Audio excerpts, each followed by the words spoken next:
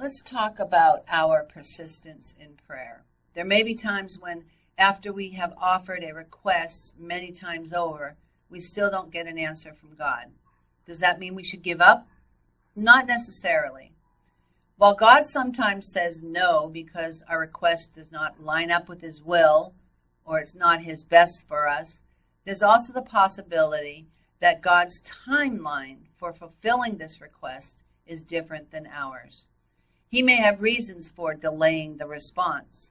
Because He is all-knowing and we are not, we need to willingly acquiesce to His timing when it comes to answering our prayers. Moody had this to say regarding perseverance in prayer. Now, I don't like to be teased. I suppose you don't. I don't know why, but somehow or other the Lord seems to like it.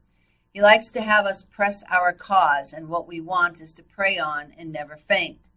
He said, there is no gauge to God's promises. You may pray for weeks or for months or for years.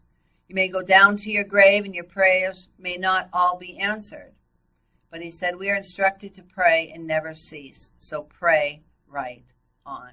And if we get discouraged, he said, we are disobeying God and are not doing what the Lord would like to have us do. So we need to fulfill our part in prayer. So while it is true that the act of prayer, we are going to express complete trust in God and yield to whatever His will might be. But that doesn't mean that we are to remain passive in relation to our prayer requests. For example, when we pray for a person's salvation, it is appropriate for us to also act upon whatever opportunities we might have to share the gospel with that person. Or when we pray for God to provide for someone and meet a need, if we can be part of meeting that need, we are to take action.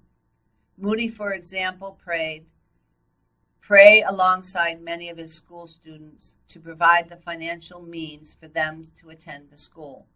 Then Moody made himself a part of the answer by reaching into his own pocket and paying for a part of the fee. That was what Moody meant by his slogan he had about prayer.